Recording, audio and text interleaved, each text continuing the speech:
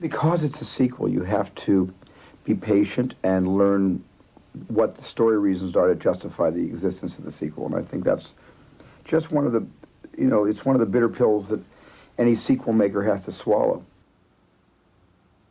There's been some debate among film fans which is the actual worst Steven Spielberg film of all time. Some go to the World War II comedy 1941, others go to the 1989 romance Always, but some people, like me, humongous Jurassic Park fans, go to the Lost World Jurassic Park. Mommy! Daddy! I found something! A British family on a yacht cruise stumbled upon Site B. Hopefully we've kept this island quarantined and contained, but I'm in shock about all this. Now, if you put me in a headlock and held a knife up to my throat and forced me to choose between 1941 and The Lost World Jurassic Park, first of all, I would probably choose death, but if I were forced to choose one, I would probably go with The Lost World Jurassic Park. So technically, yes, 1941 is the worst Spielberg film in my eyes, but I still do not like The Lost World Jurassic Park. And today, on Round the Clock Frights, I'm going to talk about the many reasons why this is a subpar sequel and is vastly inferior to the first Jurassic Park. Welcome, welcome. My name is Josh. I'm going to be the John Hammond of this video. I'm going to be the kooky guy who guides you through Jurassic Park, more specifically The Lost World. Now, I am a humongous Spielberg fanboy. I've seen all of his movies, even his lesser-known ones like The Sugarland Express and Always. I have seen all of his films multiple times. I love the guy. He has been a huge inspiration in my life, but he doesn't have a perfect track record, as many of you know.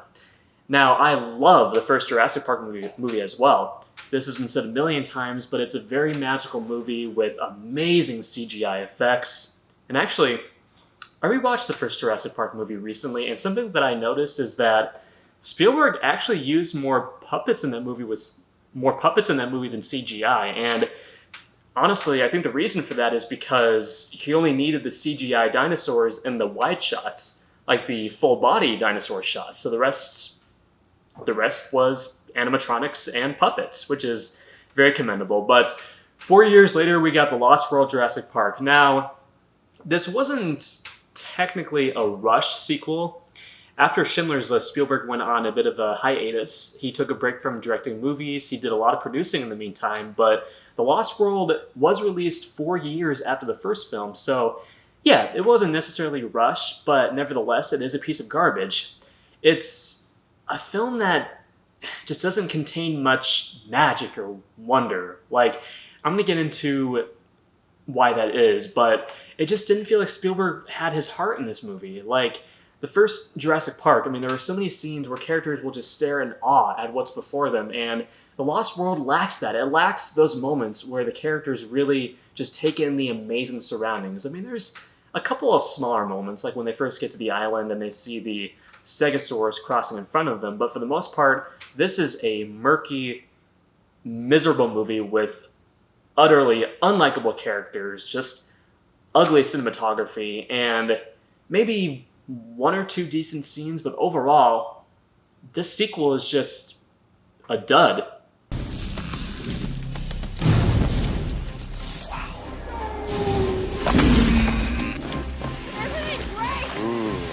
That's how it always starts. But then later there's running and then screaming. The biggest problem I have with this movie is the attitudes of its main characters. Now, Michael Crichton is not one of my favorite authors, and I'll tell you why. In so many of his books and movies, including 1996's Twister with Bill Paxton and Helen Hunt, the characters are usually unlikable. They spend a lot of time arguing amongst themselves, and they're just not people that you really want to spend time with. And in the first Jurassic Park movie, you liked a lot of those main characters, and you completely sided with them. The Lost World is full of individuals who either don't want to be there or are complete morons.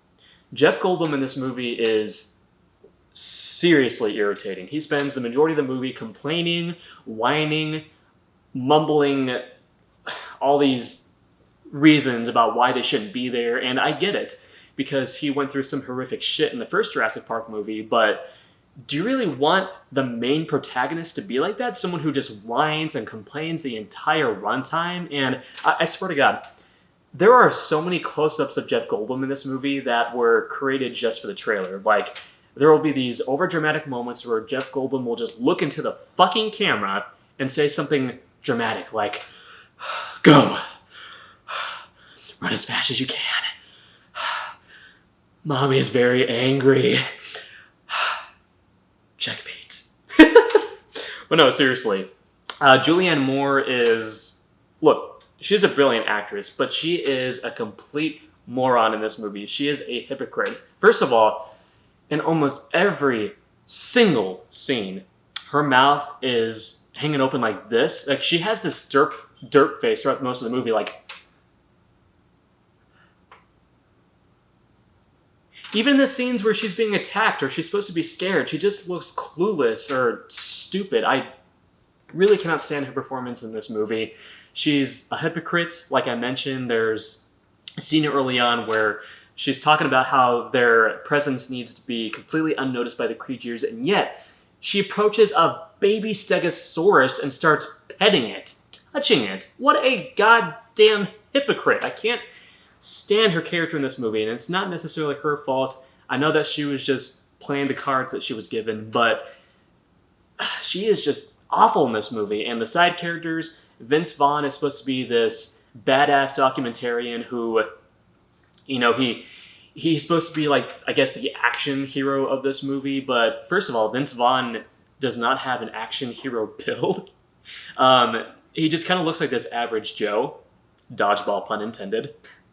And there's one bit in particular where Jeff Goldblum and his companions are going to free the dinosaurs who've been captured by the evil engine employees. And Vince Vaughn has this moment where he has a piece of equipment and he's like, you know, he told me these guys might show up, but in case they did, he did have a backup plan. Me. And you know what he sounds like? He sounds like one of those fish in SpongeBob that just go like, meep, meep, meep, meep, meep. He is not even close to being a badass action hero in this movie. Now, I haven't even mentioned the plot yet. The plot is kind of nonsensical when you think about it. John Hammond, the elderly billionaire from the first movie, wants to send Jeff Goldblum and a team of researchers to Isla Sorna, an island separate from Isla Nublar, which was the first island, the first Jurassic Park. And apparently, Isla Sorna was the site where they bred the dinosaurs and hatched them, which is kind of a continuity error because in the first film we actually see the dinosaur eggs hatching. So why would they go through the trouble of breeding the dinosaurs on a completely different island, only to transport them onto Isla Nublar? It's nonsensical to me. It makes no sense. It's so stupid. I fucking hate it. I hate this movie. I know I usually don't get this angry in videos, and honestly, I just feel like I'm going to flip this table over and start destroying things. I'm going to take this crystal skull, another Spielberg reference, and I'm just going to chuck it out the window and hopefully not kill anybody. But yeah, the rest of the park, Jeff Goldblum and his companions are on Isla Sorna. Suddenly, John Hammond's nephew arrives with a team of hunters and poachers, and their goal is to capture a handful of dinosaurs and transport them back to San Diego, where they will be forced into a zoo that will be available to the public soon. And okay, first of all, let's talk about this idea, because the first Jurassic Park movie clearly demonstrated that dinosaurs and humans should not coexist. But this asshole wants to take them to the mainland, where they have every opportunity to break out and wreak havoc on the public. It's such a dumb villain plot. It's so just nonsensical, and near the end of the movie, the nephew gets kind of a chance to redeem himself, but he doesn't. I mean, when the T-Rex is brought to San Diego and gets loose, he wants to keep the T-Rex as infant. It's just, God. There's no one to root for in this movie. Everyone acts completely I don't even know if this is a word, nonsensibly, illogically, whatever you want to call it.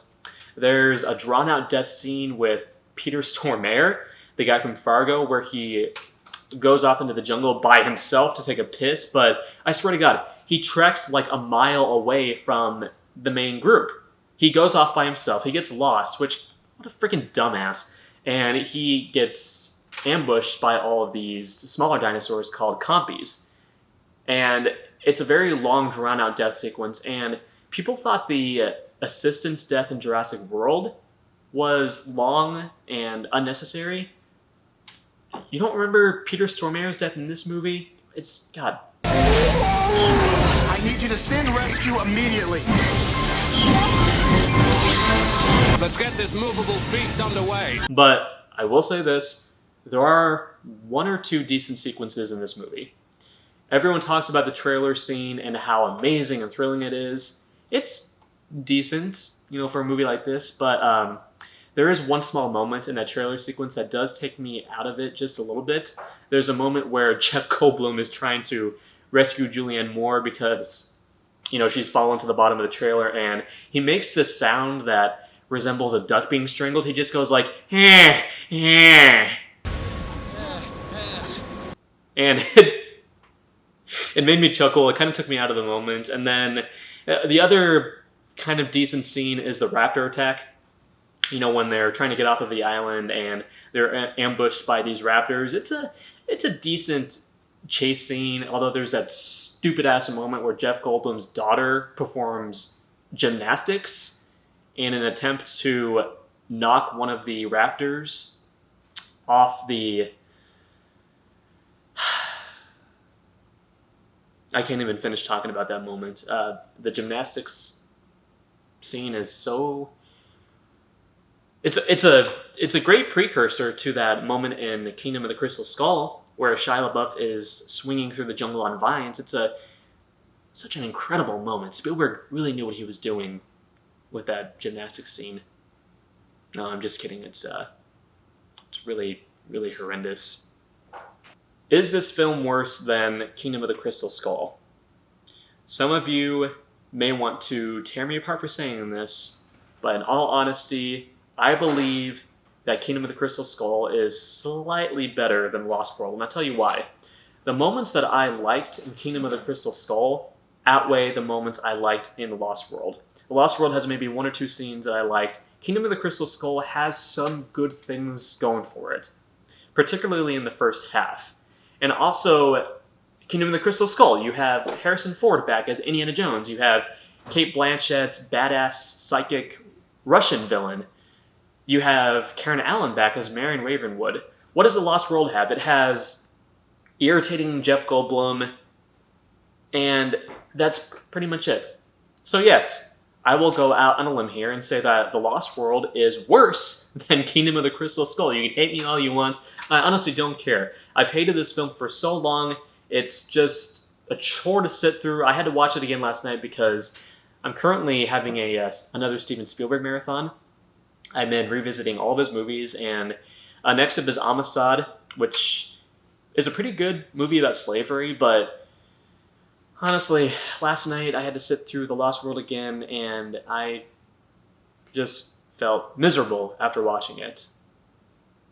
Like I said earlier, Spielberg's heart just wasn't in this movie. It's like on every day during production, he was setting up a shot, and this shot will be good. This looks fine. I had this screenplay called Saving Private Ryan. I think it might have some potential. I think I might have something here. This Saving Private Ryan. Oh yeah, let's get back to The Lost World. Whatever.